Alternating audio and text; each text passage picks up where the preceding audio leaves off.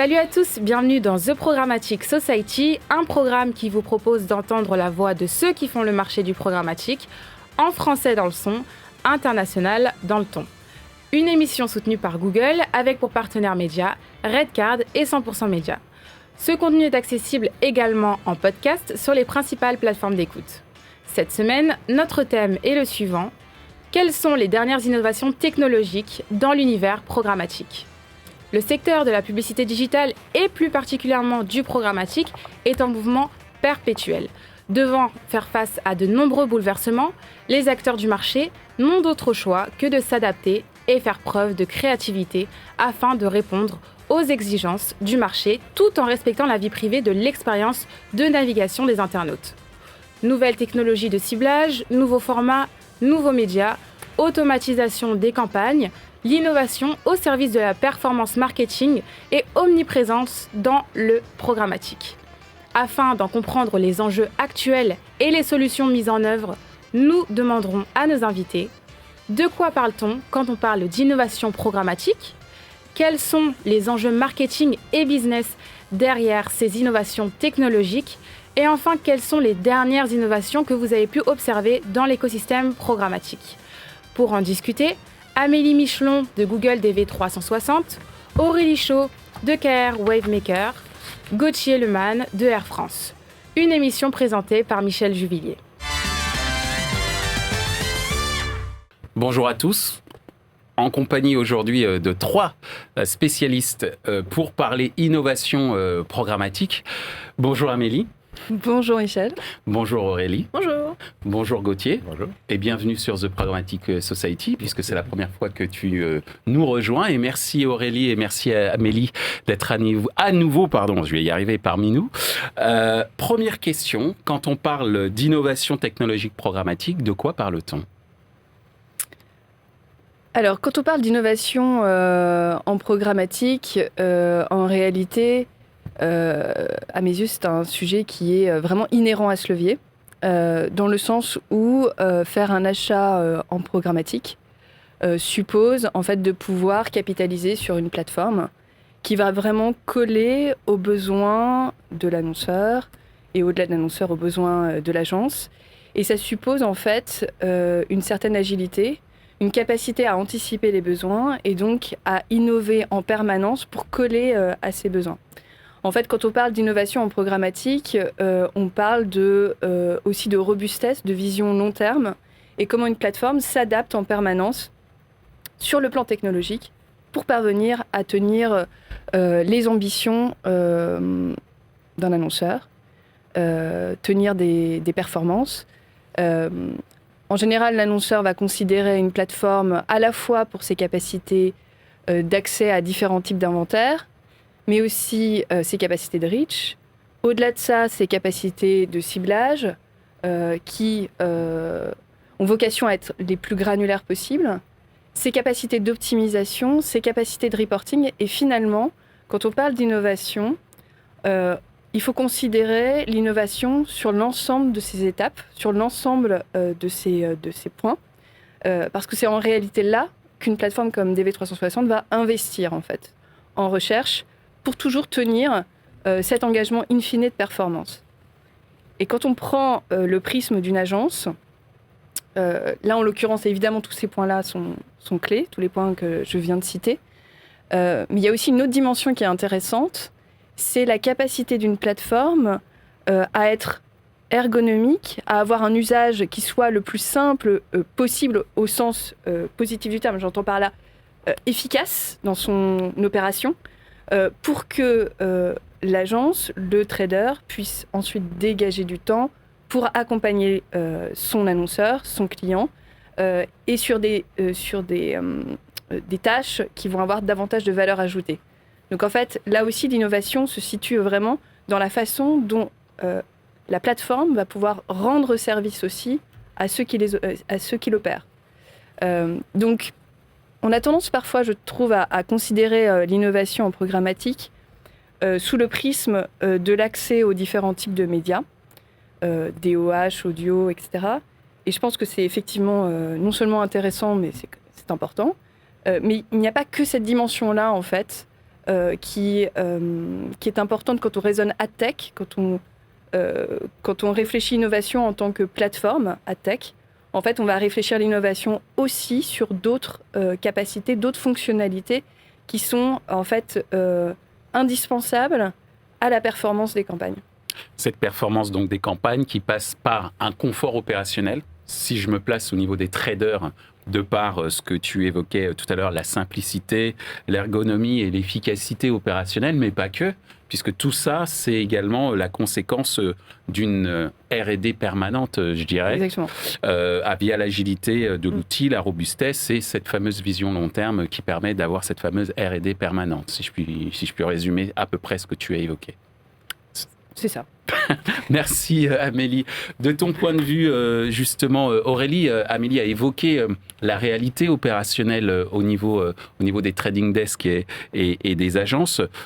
De ton point de vue, quand on parle d'innovation technologique programmatique, c'est vrai qu'on parle souvent des nouveaux formats, des nouveaux accès aux différents inventaires, mais dans la réalité du quotidien des tradeuses et des traders, c'est peut-être aussi autre chose qu'ils attendent en termes d'innovation. Alors, non, aujourd'hui, nous, on attend aussi ça en termes d'innovation. Pour moi, ça fait partie de l'innovation en programmatique parce qu'on a souvent eu tendance à croire que l'achat programmatique était cantonné à un univers extrêmement digital. Or, ça fait très longtemps que la télé et les chaînes de télé, elles font beaucoup plus que de la télé linéaire sur un écran télé. Ça fait bien longtemps qu'on n'écoute pas de l'audio que sur un poste de radio, etc., etc.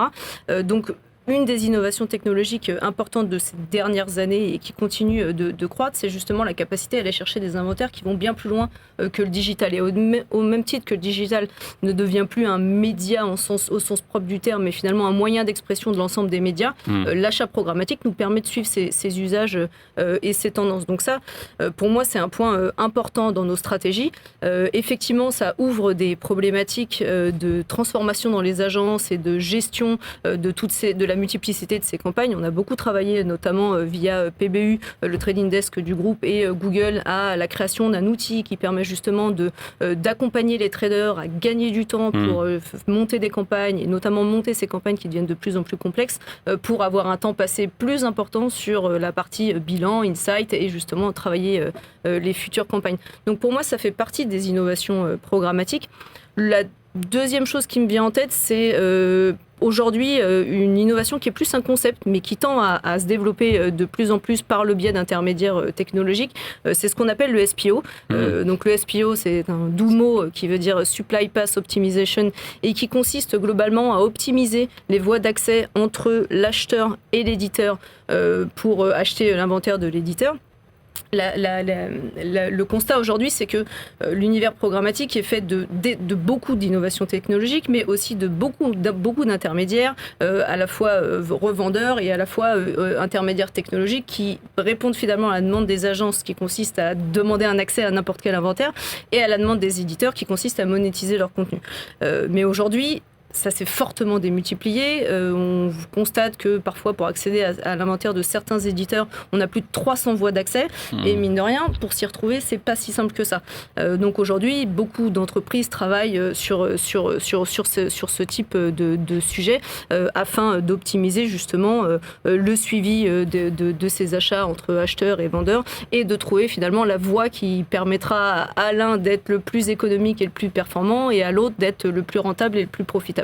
Donc moi je trouve que ces deux sujets sont assez animants en ce moment quand on parle programmatique. Donc le Supply Path Optimization, c'est en fait le fait d'optimiser les chemins d'accès à l'offre, en tout cas à l'inventaire programmatique, si on doit résumer. C'est exactement ça. Merci beaucoup Aurélie. Alors, Gauthier, tu es aujourd'hui le porte-parole des annonceurs, on va dire. Donc l'innovation, c'est également important. Donc on a parlé de l'innovation sur un plan technologique, l'innovation d'un point de vue opérationnel et des nouveaux concepts comme le Supply Path Optimization. De ton point de vue, quand on parle d'innovation technologique programmatique, et je tiens à exprimer aussi le fait que Air France est quand même un précurseur en termes d'achat programmatique, puisque pour ma part, moi j'ai commencé sur ce marché-là en 2009-2010, et très rapidement, vous avez été parmi les premiers à véritablement mettre la main dans le cambouis programmatique en termes d'achat. Donc aujourd'hui, avec toute cette expérience, quand on parle d'innovation technologique programmatique, qu'est-ce que ça évoque pour toi ? C'est vrai que notre métier au sein d'Air France, et en particulier au sein du digital marketing, c'est de constamment améliorer l'efficacité de notre achat média digital. Après, tu viens de le dire, aujourd'hui, nous, notre connaissance client, ça fait partie de nos cœurs de métier. Et finalement, l'utilisation de la donnée, on considère que c'est un asset fondamental dans notre stratégie de développement. Et c'est ce que tu viens d'évoquer. Pour ces raisons-là, notre première innovation, finalement, ça a été d'internaliser l'achat média programmatique, donc une innovation finalement humaine et organisationnelle, avec pour ambition de finalement complètement maîtriser notre stratégie d'achat média et donc également de mieux maîtriser l'utilisation de la data qu'on pouvait avoir de nos clients, capitaliser finalement sur l'intelligence organisationnelle et l'intelligence de nos métiers avec des spécialistes. Donc, voilà, on a une petite équipe qui est internalisée, mais qui finalement est au sein du digital marketing et qui profite finalement de l'ensemble de l'expertise de nos métiers. Et puis, avec un objectif d'optimiser constamment l'efficacité de nos campagnes marketing.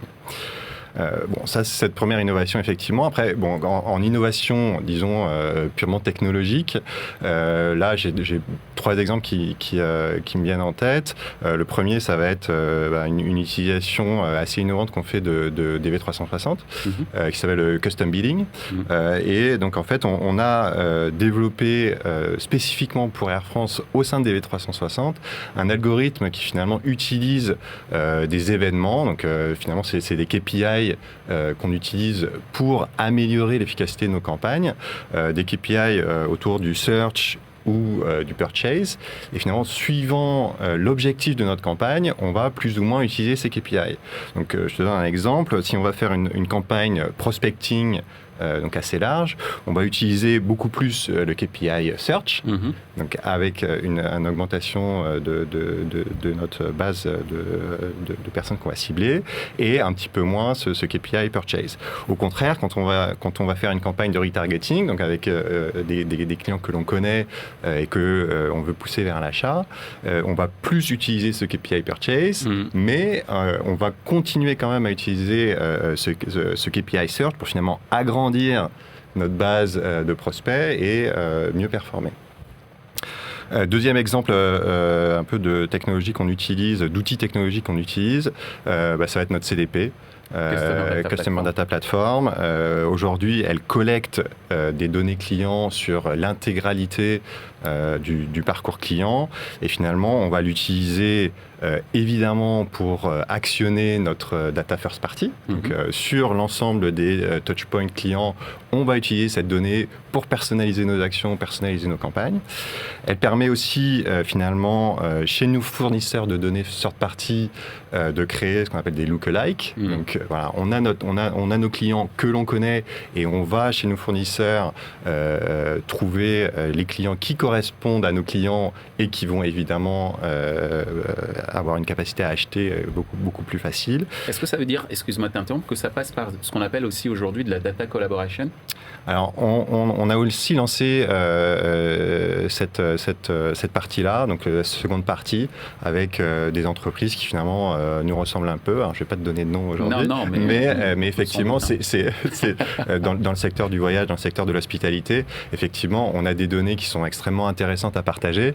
Des clients qui choisissent un hôtel, par exemple, et qui vont avoir effectivement des données intéressantes à partager avec nous.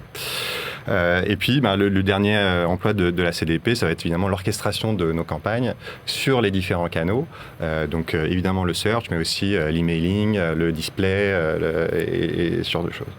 Puis peut-être le dernier outil technologique qu'on utilise depuis un peu de temps maintenant, ça va être le DCO, qui va finalement... Creative Optimization. Exactement, qui va... merci de traduire mes acronymes, mais t'as raison. Qui va finalement héberger tous les templates display que l'on va utiliser. On a la particularité d'opérer sur 80 pays, donc avec énormément de campagnes, des centaines de campagnes tous les ans, dans des langues différentes, et donc on a besoin d'avoir ce dynamisme de campagne, et donc le DCO nous permet vraiment d'optimiser cette utilisation de nos assets.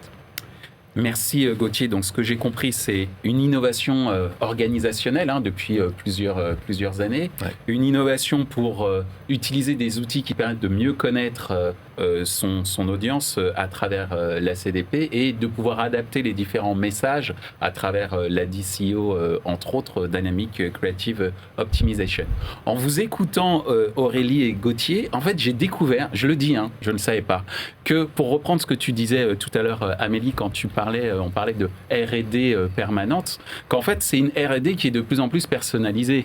Si j'ai bien compris, puisqu'on a évoqué avec Gauthier la mise en place d'un outil particulier pour optimiser les achats, et de même au sein de chez KR. Donc ça, c'est quelque chose qu'on ne sait pas forcément. Et donc, par rapport à cette R&D personnalisée, qui est quand même aussi au cœur, de mon point de vue, des innovations technologiques. Parce que quand on parle d'innovation technologique programmatique, on prend ça comme un ensemble et comme si tout le monde allait dans la même direction. Mais la vraie innovation aussi, c'est qu'il y a une sorte, d'innovation, bring your own innovation, on va dire ça comme ça. Et que c'est aussi le rôle de partenaires technologiques comme Google, de justement pouvoir participer à cette évolution au sein des différents opérateurs du marché. Donc, d'où cette seconde question, c'est quoi les enjeux marketing et business derrière ces innovations technologiques programmatiques? Je viens de parler de personnalisation pour être toujours plus performant, mais il y en a certainement beaucoup d'autres, de ton point de vue, Amélie. Non, mais c'est un point qui est tout à fait juste, c'est qu'en fait, une plateforme, un DSP comme DV360, quand on parle d'innovation, la vocation première, c'est de servir en fait l'annonceur, l'agence, et de servir le client sur l'ensemble de ses besoins et de faire évoluer la plateforme au fur et à mesure que ses besoins évoluent. Donc, c'est effectivement un investissement qui est colossal en R&D. C'est des équipes d'ingénierie qui sont dédiées et qui sont ultra performantes, mais qui ont surtout cette capacité en fait à comprendre les besoins du marché, à les sentir et à pouvoir du coup tenir un rétro-planning qui soit le plus court possible pour aboutir à des innovations qui vont permettre à l'annonceur d'atteindre ses objectifs business. Et donc, c'est vrai que quand on l'envisage toujours dans une optique de robustesse, de fiabilité dans le temps. C'est pour ça que je parlais de long terme tout à l'heure, parce qu'en fait, on ne fait pas des innovations sur du court terme, on fait des innovations sur le long terme. Et on passe souvent par différentes étapes, entre les alphas, les bêtas, et le moment où finalement une innovation est mise sur le marché, il se passe souvent du temps. Et ça, Aurélie, Gauthier peuvent témoigner que voilà, ça ne se fait pas du jour au lendemain, tout simplement parce qu'on veut que ces solutions-là soient robustes dans le temps. Donc en fait, on a des phases qui sont plus ou moins longues en fait, de test avant de mettre une innovation véritablement sur le marché. Et on s'assure toujours qu'elle répond à un besoin. Donc une plateforme, elle a vocation à être au service de ses clients. Et elle va répondre du coup à des enjeux qui vont être marketing et business.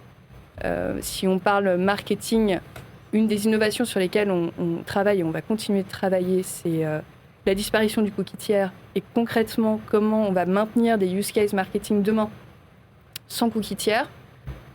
En réalité, il ne va pas y avoir une seule et unique réponse, il va y en avoir plusieurs. Et ça va notamment être la capacité d'une plateforme à travailler main dans la main avec des partenaires tiers qui se sont spécialisés, qui ont une technologie propre sur du sémantique, sur du contextuel. Je pense à Seerdata ou à Weborama, il y en a d'autres, il y en a pas mal en l'occurrence, mais qui vont permettre justement d'adresser ce challenge. Et puis, il va y avoir des solutions qui seront propres à DV360 et qui vont reposer sur d'autres méthodologies. Et la réalité, c'est que être une plateforme innovante, c'est la capacité à comprendre que le besoin et la réponse ne va pas être unique, mais multiple. Et que demain, en fait, chaque annonceur aura sa propre conception de la méthodo qui va être la plus fiable.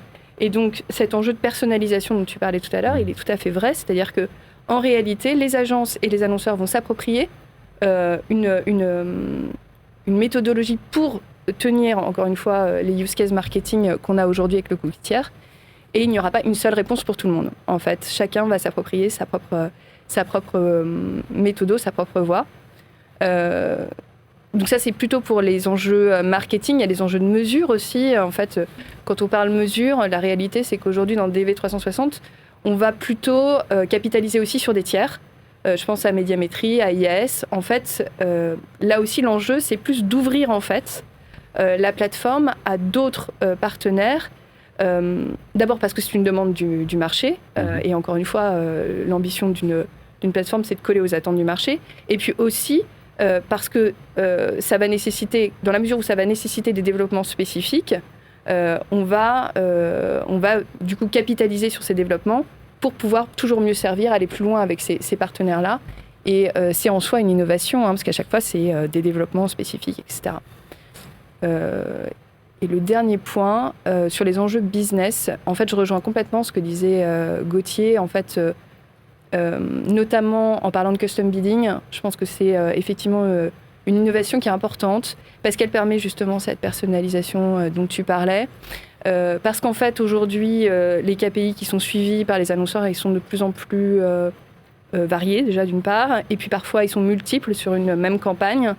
Et donc, chacun doit s'approprier finalement un peu l'algorithme. Le fait de rendre cette appropriation possible a demandé énormément, pareil, d'investissement dans une optique de le rendre fiable, pérenne dans le temps, robuste. Voilà. Donc, je pense que c'est une bonne illustration aussi.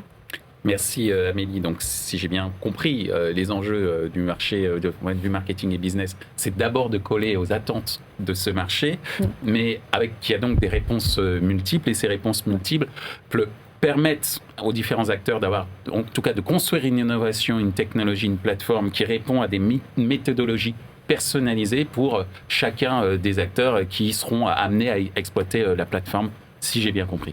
C'est ça, il faut coller à leurs besoins. Merci beaucoup Amélie. De ton point de vue, Aurélie, les enjeux marketing et business derrière les innovations technologiques quand on est une agence et un trading desk? Alors nous, l'enjeu de base, il est de s'approprier toutes ces innovations pour répondre avant tout à la demande des annonceurs et aux besoins des annonceurs, mais surtout pour répondre à notre point de base qui est comment j'atteins mon audience et comment je touche mes cibles. Et l'ADN historique du programmatique, c'était cette fameuse, enfin ça l'est toujours d'ailleurs, cette fameuse formule d'acheter au bon prix, la bonne audience au bon moment avec le bon message. Et cette multiplication des inventaires nous permet aujourd'hui de monter un step plus loin dans cet exercice, puisque grâce à tous ces nouveaux inventaires qui sortent un peu du monde ultra digital, du mobile et du desktop, j'ai envie de dire, nous permet d'aller remettre l'audience encore une fois au centre de toutes les stratégies en sortant de l'univers ultra digital pour aller vers un univers plus physique, comme le poste télé au sein du foyer, comme l'écran OOH, enfin l'écran d'affichage que vous pouvez avoir dans la rue, dans le métro, etc. Et de traiter des campagnes qui désiloisent un peu justement cet achat média et ce fameux online versus offline pour remettre au centre finalement l'usage au prisme de je consomme de la vidéo et quel que soit où je suis en tant que consommateur, je ne sais pas si j'ai été acheté par du linéaire, du pas linéaire, etc. Moi, ce qui m'intéresse, c'est de toucher l'audience. Et donc nous, c'est ça l'enjeu qu'on voit derrière toutes ces innovations technologiques, c'est cette accessibilité à l'audience. Cette accessibilité à l'audience, elle entraîne une multiplication des transformations à faire au sein des agences, parce qu'effectivement, on casse ce fameux silo, j'achète tel et tel média. Elle demande des compétences aussi qui sont plus tout à fait les mêmes, puisqu'on a des profils beaucoup plus analytiques qu'à une époque. Et effectivement, là-dessus, les acteurs, tout ce temps qu'ils sont, peuvent nous accompagner, Google les premiers sur ces problématiques-là.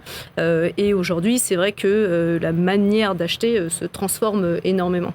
Et sur la partie plus orienté à optimisation des voies d'accès, là l'enjeu il est très simple, il est de regagner en productivité là où on a parfois peut-être tendance à en perdre un peu, au bénéfice de nos clients évidemment, mais pas que, au bénéfice aussi de l'agence, puisque gagner en productivité d'un côté c'est aussi gagner en temps passé de l'autre, exactement.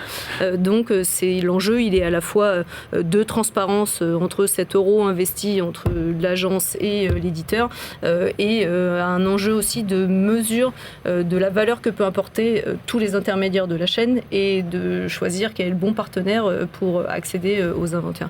Moi, j'aurais tendance à dire que c'est ça les enjeux pour nous. Merci Aurélie. J'ai compris qu'il y avait aussi une sorte d'enjeu RH d'une certaine manière. C'est sûr, il y a toujours un enjeu RH en agence. Non, mais je dis souvent qu'en fait, le gros enjeu pour le programmatique au sens large, au-delà des technologies, c'est l'humain. Tu disais tout à l'heure que les profils étaient de plus en plus analytiques, et ça, c'est un vrai enjeu. C'est-à-dire qu'une fois qu'on a fait la plateforme et qu'on sait ce vers quoi elle doit nous mener en termes d'efficacité opérationnelle, encore faut-il avoir les bonnes personnes pour pouvoir les opérer, en tout cas sur ces outils. Donc, très, très, très clair. De ton point de vue, Gauthier, sur les enjeux marketing et business, derrière ces innovations technologiques, on disait que le temps, c'était de l'argent, on parlait de productivité. J'ose imaginer que c'est pareil pour un spécialiste du yield qu'est Air France. Oui, c'est un enjeu majeur, effectivement, de toujours gagner en efficacité. Et effectivement, toute la technologie, elle est tournée vers ça. Mais je vais rebondir un peu sur ce qu'vient de dire Amélie et Aurélie. Effectivement, on a un enjeu RH, donc nous, ça a fait partie, encore une fois, de l'internalisation et d'avoir des experts, une petite équipe d'experts qui savaient gérer bien ces choses-là. Après, c'est vrai que sur les gains d'efficacité, on a de multiples exemples pour montrer qu'effectivement, investir en programmatique, investir du temps, un peu d'argent dans ces innovations programmatiques, effectivement, ça paye finalement assez rapidement. Je donnais quelques exemples que je vais reprendre sur les outils technologiques dont je parlais tout à l'heure. Quand on parle du custom bidding, on va utiliser finalement l'algorithme dans TV360 pour mieux cibler par cabine. Donc on a des passagers business, on a des passagers économiques. Évidemment, investir un coût unitaire un peu plus important pour aller atteindre un client de cabine business qui évidemment va nous rapporter un peu plus, c'est un investissement qui est extrêmement intéressant. Donc arriver à segmenter, arriver à créer des populations qui sont certes un peu plus petites, mais qu'on va arriver à atteindre de façon beaucoup plus efficace, c'est un enjeu majeur. Si je prends l'exemple de la CDP, finalement on va arriver à beaucoup mieux gérer la pression marketing. Donc finalement, arriver à dire que nos clients, on les contacte de façon raisonnée, suivant leur canal préféré. Donc, on va réussir à leur envoyer un mail, et après gérer les différents canaux digitaux de façon optimisée. Et finalement, arriver à créer des scénarios pour déployer une campagne en entière suivant ces différents canaux. Après, si je reparle du DCO, là, clairement, oui, on a un enjeu d'optimisation des coûts. On va arriver avec un nombre d'assets relativement réduit à multiplier nos campagnes. Je l'ai dit tout à l'heure, on opère sur 80 pays. Si on devait à chaque fois avoir des assets retravaillés pour la campagne, on y perdrait un temps fou et ce serait des coûts astronomiques. Et on en profite aussi pour finalement apporter un plus client. On a branché les flux prix dans ce DCO, ce qui fait que finalement, aujourd'hui, quand on affiche une bannière, on va être capable d'afficher le meilleur prix disponible en temps réel pour coller vraiment à l'expérience client et augmenter notre performance. Donc tous ces éléments-là, ils font qu'effectivement, avec une équipe relativement restreinte et des budgets qui restent limités par rapport à d'autres industries, on arrive à des performances qui sont vraiment extrêmement intéressantes. Merci Gauthier. Moi, ce que je retiens de tous ces enjeux, c'est qu'au final, l'objectif, c'est toujours d'améliorer l'expérience du client final. J'allais dire, c'est pour ça qu'il y a toutes ces technologies pour, comme tu le disais également, Aurélie, en proprement un vieil adage, cibler une personne au bon endroit, au bon moment. Enfin bref, j'ai pas toute la formule, mais tout le monde la connaît. Donc, une fois qu'on s'est dit que voilà, on va tous vers le même, on a tous le même objectif, c'est-à-dire servir l'expérience client au final, et on va toujours faire vers plus d'innovation pour atteindre de manière toujours plus efficace ce client final. Selon vous, et ce sera ma dernière question, et je vous demanderai d'y répondre assez rapidement, quelles sont les dernières observations que vous avez pu, les dernières innovations que vous avez pu faire? Je reprends la question. Quelles sont les dernières innovations que vous avez pu observer, c'est mieux comme ça, ces derniers temps au niveau programmatique, de ton point de vue, Amélie? En fait, j'en vois 3. La première, très brièvement, puisque tu me demandes d'être brève, donc je serai brève.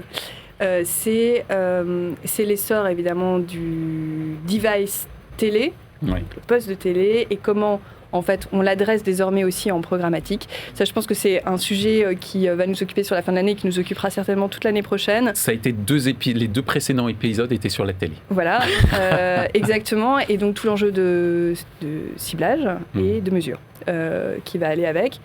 Le deuxième sujet, je pense que c'est comment en fait on arrive en fait à démontrer l'efficacité média d'un achat programmatique. Donc c'est tout l'enjeu de la consolidation, et c'était d'ailleurs une des émissions qu'on avait fait ensemble. Effectivement. En termes d'innovation, donc c'est une innovation qui remonte à quelques mois maintenant, mais c'est le fameux widget qu'on a sorti dans le DV360 et qui permet de savoir exactement quelle a été l'économie réalisée grâce à la maîtrise du capping à l'échelle d'une campagne versus de l'achat en gré à gré. Donc ça, c'est important évidemment dans un contexte où tous les budgets médias sont quand même challengés et où la conjoncture est quand même difficile.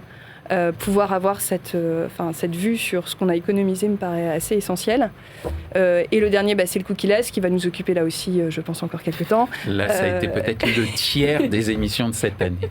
Voilà, exactement. Et où là, les innovations sont foisonnantes. Elles seront dans DV et au-delà de DV. Et en fait, encore une fois, tout l'enjeu, c'est de pouvoir rendre disponible le maximum de ces innovations. Voilà. Merci Amélie. De ton point de vue, Aurélie, les innovations que tu as pu observer et qui pourraient vraiment, j'allais dire, occuper nos discussions sur le marché. Alors, je vais un peu paraphraser, mais effectivement, aujourd'hui, nous, ce qu'on a observé et qui va encore nous occuper, c'est tous ces changements de prisme sur les stratégies, notamment vidéo, en y intégrant le poste de télé grâce à tout un tas de tests qu'on a pu faire avec TF1, notamment sur la télé segmentée, ou même avec la Connected TV, où on ne fait qu'acheter que du YouTube au sein de la Connected TV pour aller démontrer que l'impact sur la notoriété entre un poste de télé au sein du foyer et entre un device mobile, etc., est bien plus grand, et que quelque part, même si son CPM est souvent un peu plus élevé, son impact et sa mémorisation est pas du tout le même. Énormément d'études sur le sujet. Je disais qu'on avait fait 2 épisodes sur la télé, et ce type d'études, très intéressant. C'est assez bluffant, on va dire. Sur la partie inventaire, on a le même type de schéma en essayant de traiter des campagnes de mobilité, donc être en mesure de retargeter des exposés à du mobile avec des panneaux d'affichage dans la rue et inversement d'ailleurs. Donc ça, c'est pareil, ça nous permet de créer des synergies et cette fameuse convergence entre le monde physique et le monde très digital. Donc ça, c'est pas mal de sujets qui nous occupent, et un sujet qui va nous occuper un peu sur la fin d'année et sûrement sur l'année prochaine, qu'on adresse via notre trading desk avec certains partenaires, c'est comment je réponds à cette fameuse publicité responsable en essayant d'aller optimiser sur des dimensions qui permettent un impact carbone amoindri. Donc ça, c'est des chantiers encore très en cours, donc rendez-vous peut-être à une autre émission. Avec grand plaisir. Merci Aurélie. De ton point de vue, Gauthier, est-ce que tu as pu observer des innovations qui vont, selon toi, marquer l'écosystème programmatique ? Oui, trois innovations peut-être qui vont nous être intéressantes dans notre planning de 2023. Je pense évidemment à l'intelligence artificielle. Alors, c'est un gros mot, mais qu'on emploie un peu à tort et à travers, mais aujourd'hui, je pense que de plus en plus, on a des capacités d'utiliser l'intelligence artificielle de façon très, très, très pragmatique. Aujourd'hui, on va essayer de détecter des micro-signaux dans des bases justement de données tierces pour créer des audiences qui vont, voilà, je parlais de lookalike tout à l'heure, qui vont finalement augmenter encore nos audiences et nous permettre de les targeter. Et finalement, ces micro-signaux, ils vont nous permettre d'aller atteindre des clients qu'on n'aurait pas targetés jusque-là parce qu'ils n'avaient pas exactement les mêmes comportements que nos acheteurs individuels courants. Un deuxième chose, je ne sais pas si on en a déjà parlé, le cookie-less. Oui, alors ça, évidemment, c'est des choses qui nous empêchent un peu de dormir de temps en temps. Mais oui, on y travaille, c'est extrêmement important. On a des partenaires qui nous aident là-dessus et et ça va faire partie des grands enjeux 2023, c'est évident. Et puis, pour nous, essayer aussi de regarder les nouveaux formats achetant programmatique. Aujourd'hui, effectivement, on fait essentiellement du display, regarder la radio, la télé, pourquoi pas le DOH en programmatique. Donc tout ça, c'est des choses intéressantes qui nous permettent encore de mieux cibler nos clients et d'améliorer notre performance systématiquement. Eh bien, merci Gauthier, merci Aurélie, merci Amélie de nous avoir éclairé sur ces innovations programmatiques dont on va parler tout au long de l'année 2023 et sans doute après. En tous les cas, c'est vrai que ça nous a aussi permis de comprendre qu'en termes de technologie, il y a de plus en plus une tendance à la personnalisation technologique. Je parlais du Bring Your Own Innovation. Bon, c'est mon copyright à moi. Après, ça restera dans l'histoire ou pas du tout. C'est pas très grave. Mais en tous les cas, oui, cette personnalisation de la plateforme pour chacun des acteurs. Et ça, je pense qu'effectivement, c'est quelque chose dont on n'a pas perçu, en tout cas, tous les tenants et aboutissants d'un point de vue opérationnel. On parlait de temps long tout à l'heure, pour la robustesse aussi de l'outil, mais également toute l'opportunité que ça peut représenter pour se différencier en tant qu'agence, même en tant qu'annonceur, pour apporter en tout cas des choses différentes pour se démarquer de la concurrence. Voilà, et bien en tout cas merci beaucoup et je vous dis à très bientôt sur les antennes de The Programmatic Society. Ainsi s'achève ce débat autour des dernières innovations technologiques dans l'univers du programmatique. Cette émission vous a été présentée par Michel Juvillier. Ce contenu est accessible en podcast sur les principales plateformes d'écoute. Merci à Google pour leur soutien. Merci à nos partenaires médias Redcard et 100% Média. Merci également à l'ensemble des équipes d'Altis Media pour la réalisation de ce programme. Post-production, traduction et sous-titrage par Uptown.